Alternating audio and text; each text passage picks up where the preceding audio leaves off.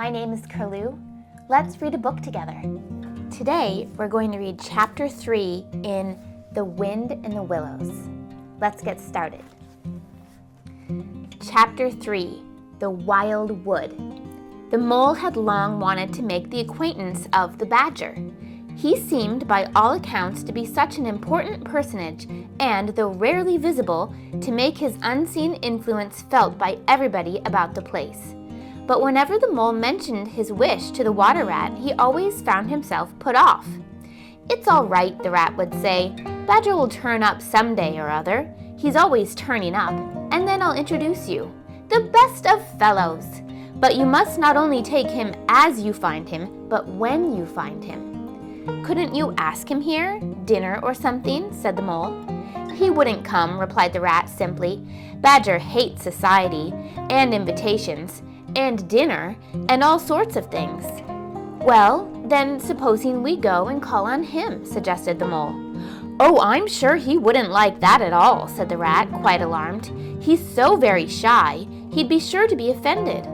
I've never even ventured to call on him at his own home myself, though I know him so well.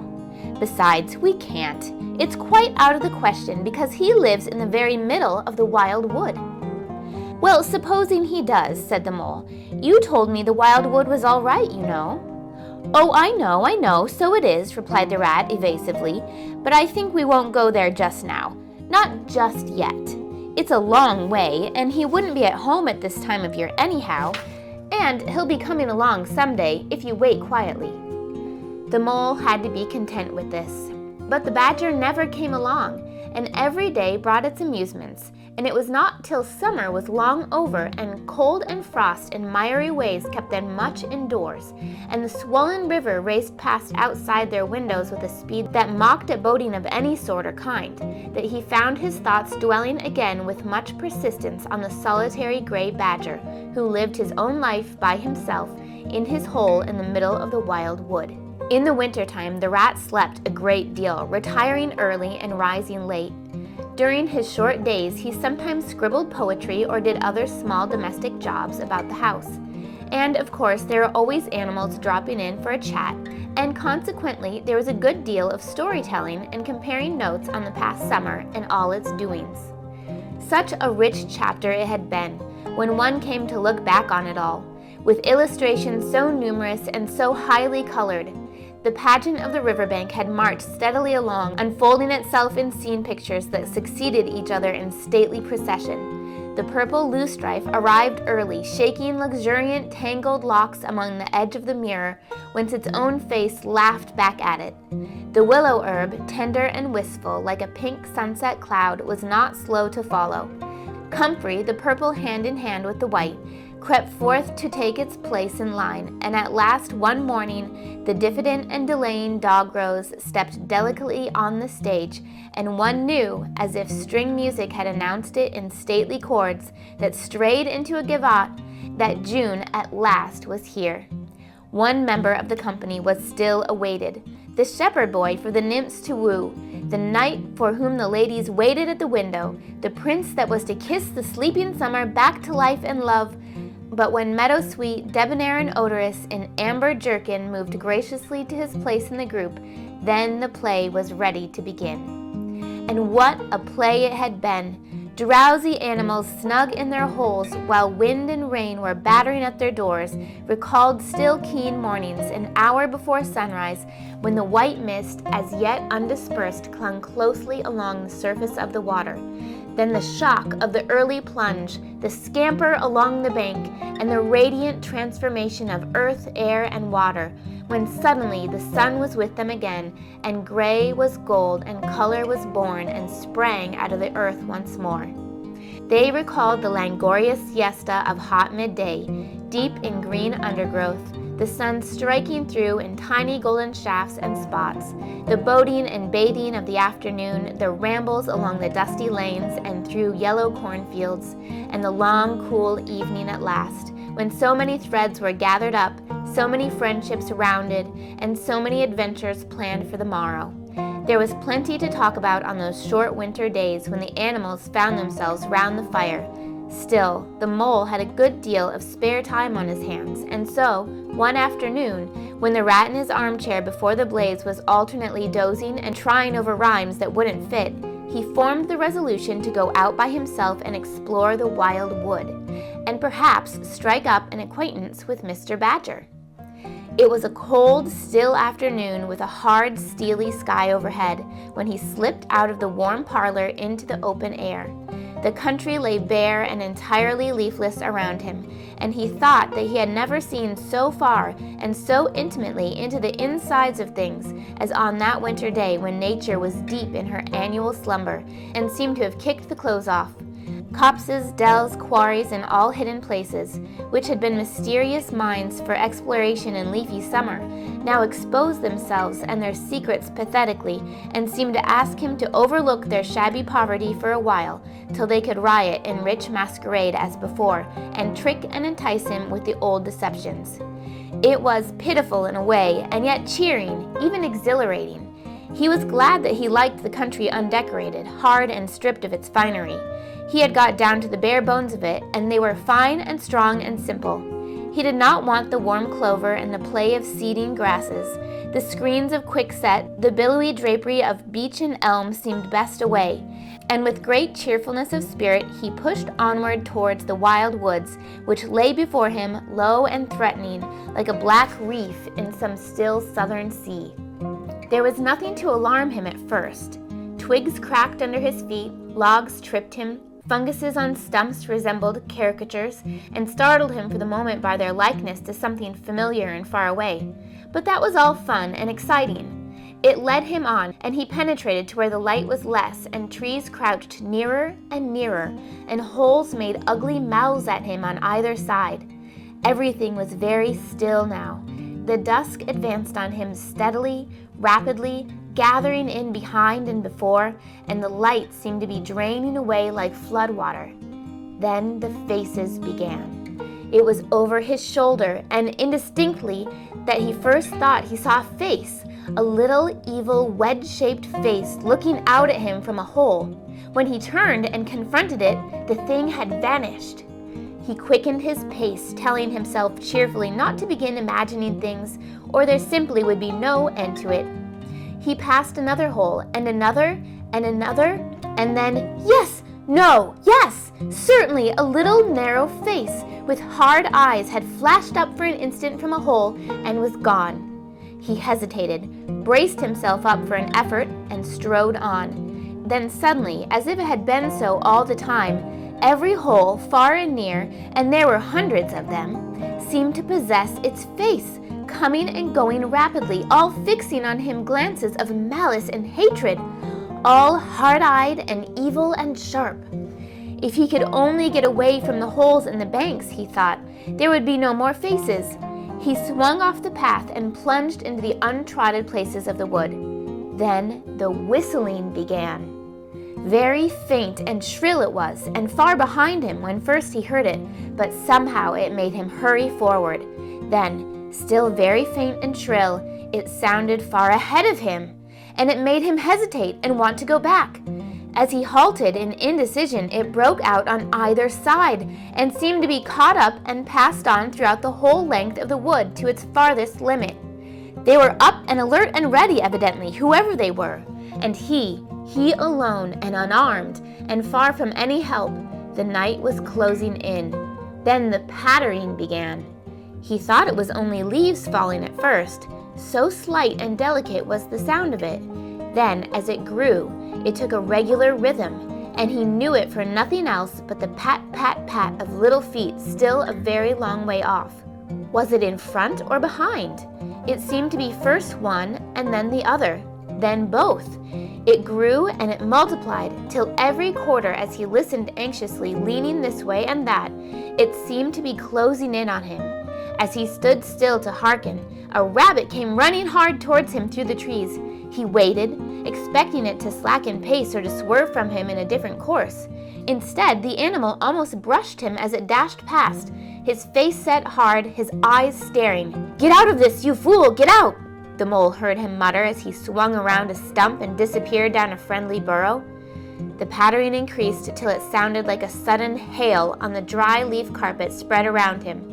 The whole wood seemed running now, running hard, hunting, chasing, closing in around something or somebody. In panic, he began to run too, aimlessly, he knew not whither. He ran up against things, he fell over things and into things, he darted under things and dodged around things.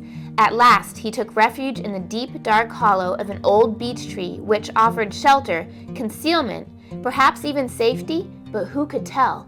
Anyway, he was too tired to run any further and could only snuggle down into the dry leaves which had drifted into the hollow and hope he was safe for a time.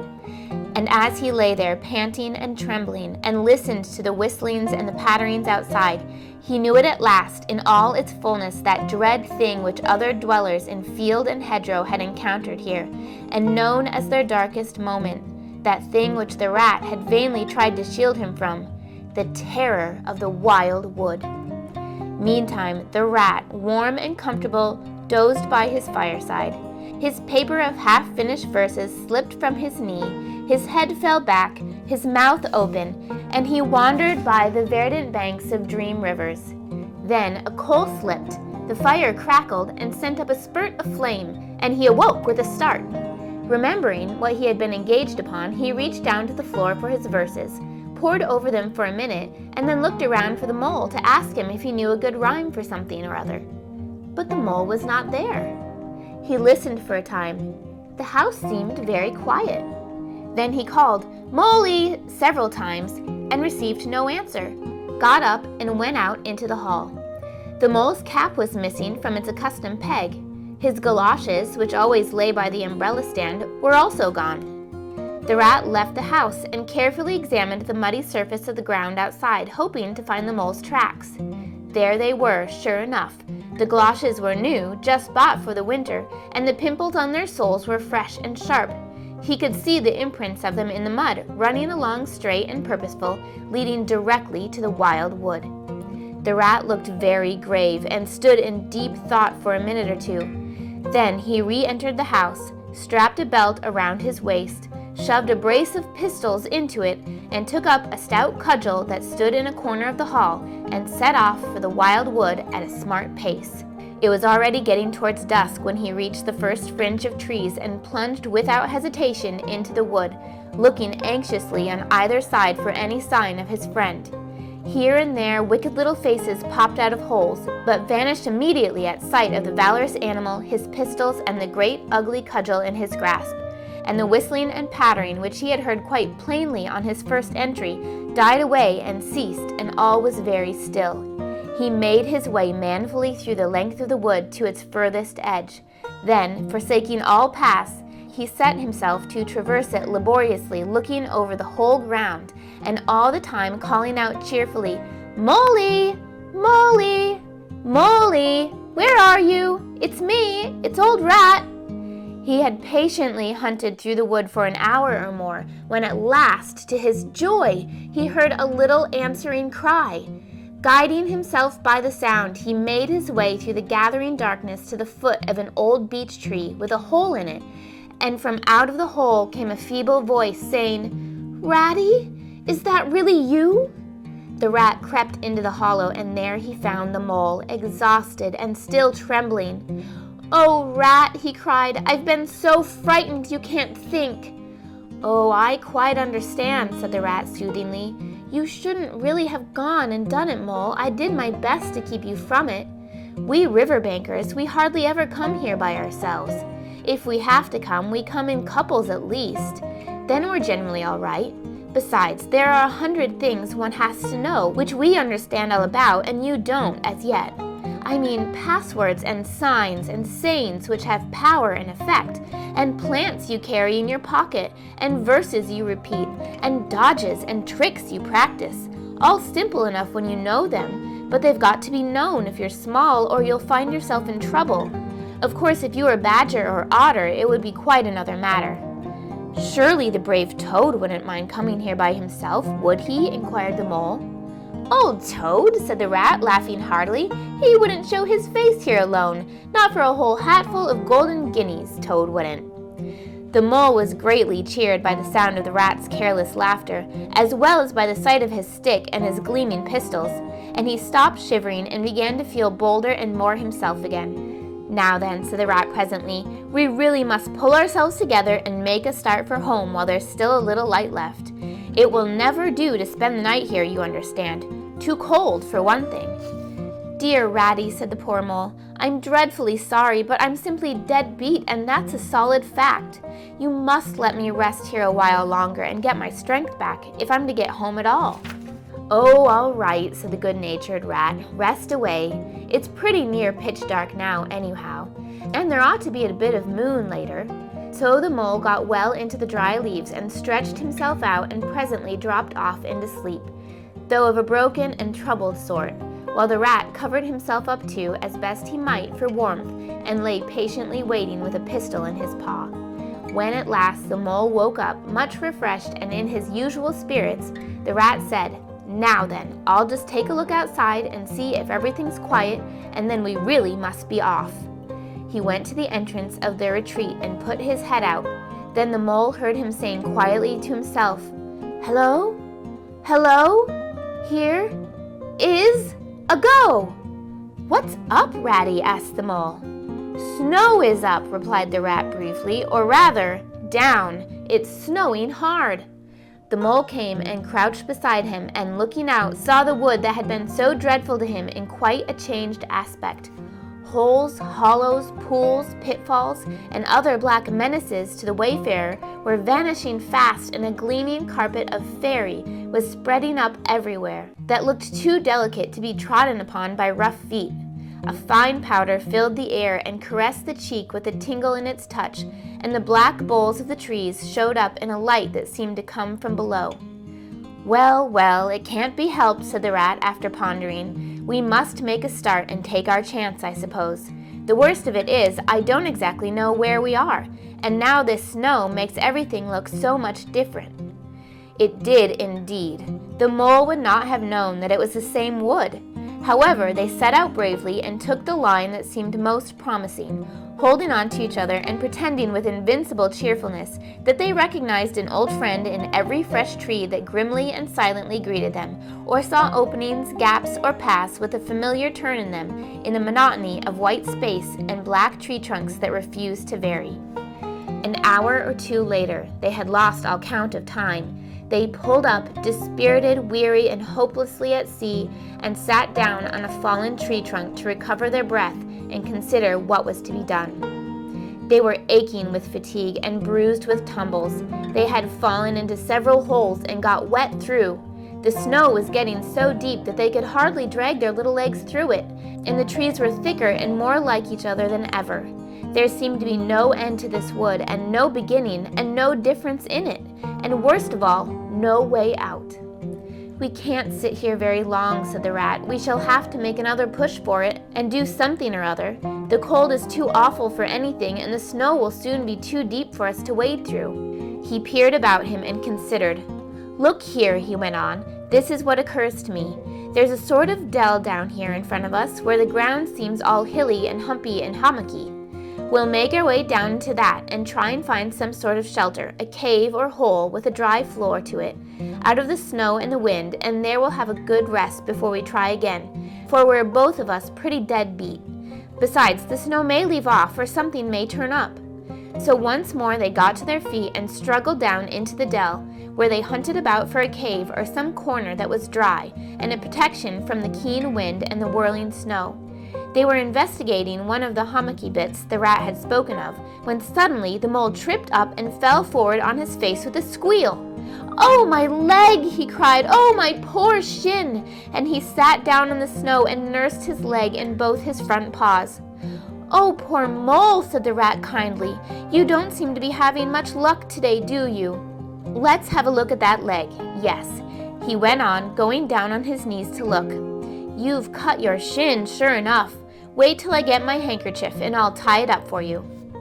"I must have tripped over a hidden branch or a stump," said the mole miserably. "Oh my, oh my." "It's a very clean cut," said the rat, examining it again attentively. "That was never done by a branch or a stump." Looks as if it was made by a sharp edge of something in metal. Funny. He pondered a while and examined the humps and slopes that surrounded them. Well, never mind what's done it, said the mole, forgetting his grammar in his pain. It hurts just the same, whatever done it. But the rat, after carefully tying up the leg with his handkerchief, had left him and was busy scraping in the snow. He scratched and shoveled and explored, all four legs working busily, while the mole waited impatiently, remarking at intervals, "Oh, come on, rat." Suddenly the rat cried, "Hooray!" and then, "Hooray, hooray, hooray!" and fell to executing a feeble jig in the snow. "What have you found, Ratty?" asked the mole, still nursing his leg. "Come and see," said the delighted rat as he jigged on. The mole hobbled up to the spot and had a good look. "Well," he said at last, slowly, "I see it right enough. Seen the same sort of thing before, lots of times. Familiar object, I call it, a door scraper. Well, what of it? Why dance jigs around a door scraper?" "But don't you see what it means, you dull-witted animal?" cried the rat impatiently.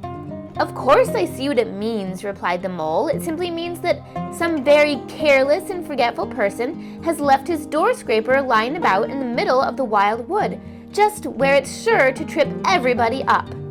Very thoughtless of him, I call it. When I get home, I shall go and complain about it to somebody or other. See if I don't." Oh dear, cried the rat in despair of his obtuseness. "Here, stop arguing and come and scrape." And he set to work again and made the snow fly in all directions around him. After some further toil, his efforts were rewarded, and a very shabby doormat lay exposed to view. "There, what did I tell you?" exclaimed the rat in great triumph. "Absolutely nothing whatever," replied the mole with perfect truthfulness. "Well now," he went on, "you seem to have found another piece of domestic litter, done for and thrown away, and I suppose you're perfectly happy. Better go ahead and dance your jig around that if you've got to, and get it over, and then perhaps we can go on and not waste any more time over rubbish heaps. Can we eat a doormat, or sleep under a doormat, or sit on a doormat and sledge home over the snow on it, you exasperating rodent?" "Do you mean to say," cried the excited rat, "that this doormat doesn't tell you anything?" "Really, rat," said the mole quite pettishly, "I think we've had enough of this folly. Whoever heard of a doormat telling anyone anything? They simply don't do it. They are not that sort at all. Doormats know their place." "Now look here, you thick-headed beast," replied the rat, really angry. "This must stop. Not another word, but scrape. Scrape and scratch and dig and hunt around, especially on the sides of the hummocks, if you want to sleep dry and warm tonight, for it's our last chance." The rat attacked a snowbank beside them with ardor, probing with his cudgel everywhere, and then digging with fury. And the mole scraped busily too, more to oblige the rat than for any other reason, for his opinion was that his friend was getting lightheaded. Some 10 minutes' hard work, and the point of the rat's cudgel struck something that sounded hollow. He worked till he could get a paw through and feel, then called the mole to come and help him. Hard at it went the two animals till at last the result of their labors stood full in view of the astonished and hitherto incredulous mole. In the side of what had seemed to be a snowbank stood a solid-looking little door, painted a dark green. An iron bell pull hung by the side, and below it, on a small brass plate, neatly engraved in square capital letters, they could read by the aid of moonlight, "Mr. Badger." The mole fell backwards on the snow from sheer surprise and delight.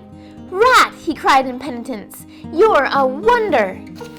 A real wonder, that's what you are. I see it all now. You argued it out step by step in that wise head of yours from the very moment that I fell and cut my shin, and you looked at the cut, and at once your majestic mind said to itself, 'Door scraper,' and then you turned to and found the very door scraper that had done it. Did you stop there? No. Some people would have been quite satisfied, but not you. Your intellect went on working. 'Let me only just find a doormat,' says you to yourself, and my theory is proved. And of course you found your doormat. You're so clever. I believe you could find anything you like. Now, says you, that door exists as plain as if I saw it. There's nothing else remains to be done but to find it. Well, I've read about that sort of thing in books, but I've never come across it before in real life. You ought to go where you'll be properly appreciated. You're simply wasted here among us fellows. If only I had your head, Ratty." "But you haven't," interrupted the rat rather unkindly. "I suppose you're going to sit on the snow all night and talk? Get up at once and hang on to that bell pull you see there and ring hard as you can, while I hammer." While the rat attacked the door with his stick, the mole sprang up at the bell pull, clutched it, and swung there, both feet well off the ground, and from quite a long way off they could faintly hear a deep-toned bell respond. And that is the end of Chapter 3. Stay tuned for Chapter 4.